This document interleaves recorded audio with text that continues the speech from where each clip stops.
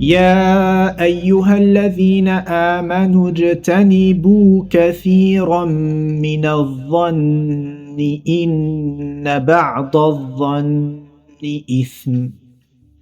Assalamu alaikum wa rahmatullahi wa barakatuhu, très chers frères, très chères sœurs.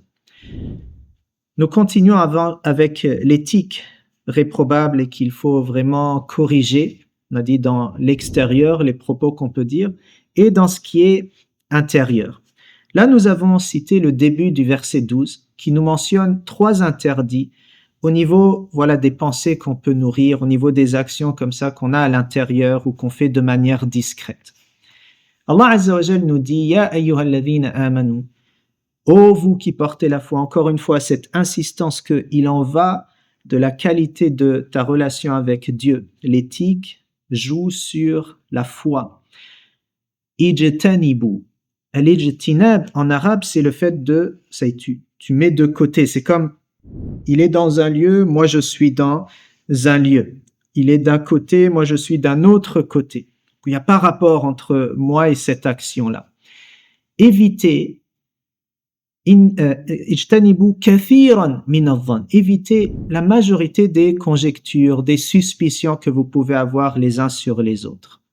Inna ba'da adh-dhanni ithm, car il y a de ces conjectures, de ces suspicions qui consistent en un péché réel, parce qu'il y en a parfois qui te disent tant que c'est pas sorti, tant que j'ai rien dit, j'ai pas de péché. Eh bien non, si il y a un moment donné dans les actions qu'on fait dans le cœur ont plusieurs degrés. Eh bien, à un moment donné, ça a une valeur.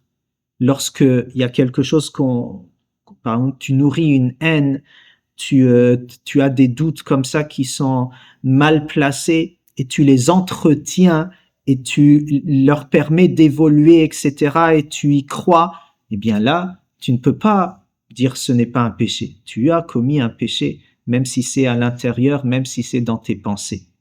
Donc faites attention, ne nourrissez pas ces mauvaises idées les uns sur les autres.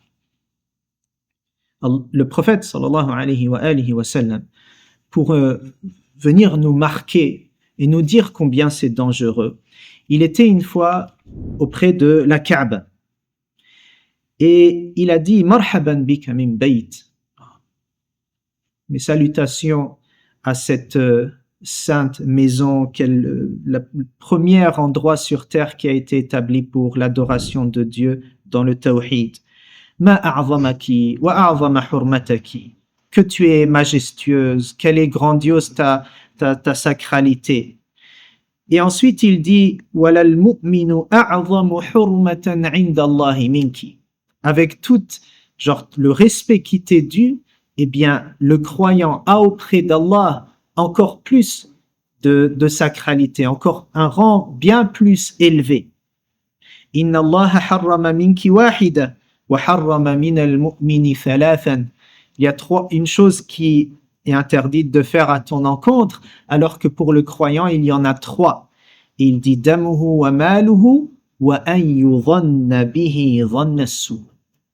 Donc son intégrité, sa vie est préservée, ses biens sont préservés, et subhanallah que le prophète ait mentionné ça à ce moment-là, et qu'on suspecte de lui de mauvaises suspicions. Bien sûr, le sujet est large. Il y a des fois, on a raison de croire, on a raison d'avoir une mauvaise opinion d'autrui, quand il s'avère que c'est vrai.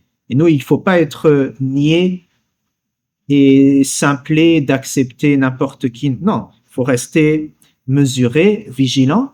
Mais là, on parle quand c'est injustifié. Nourrir de telles suspicions fait partie de ce qui est... C'est comme tu as enfreint un interdit, tu as enfreint quelque chose de haram. Hurmatil mu'min, la sacralité du croyant a été comme ça malmenée de ta part. Et que Dieu nous préserve, donc il faut faire attention pour ne pas nourrir ces mauvaises idées, faire très attention à ce qu'on regarde, à ce qu'on reçoit, à ce qu'on permet à l'autre de nous rapporter sur autrui. Le prophète alayhi salatu wassalam, il disait évitez de dire de mauvaises choses à l'encontre de mes compagnons, je ne veux pas avoir une mauvaise image de eux. Il y a aussi parfois à s'interroger longuement, à se faire une introspection, parce que des fois on fait de la projection.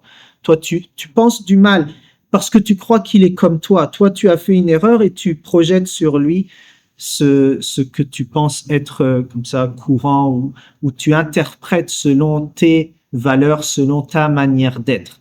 Donc, remets-toi en question, fais attention à ce que tu écoutes, ne nourris pas de mauvaises opinions, tout au contraire, nourris la meilleure opinion de ton frère, de ta sœur, et c'est un début déjà de la belle fraternité qui doit nous unir. Assalamu alaikum wa rahmatullahi.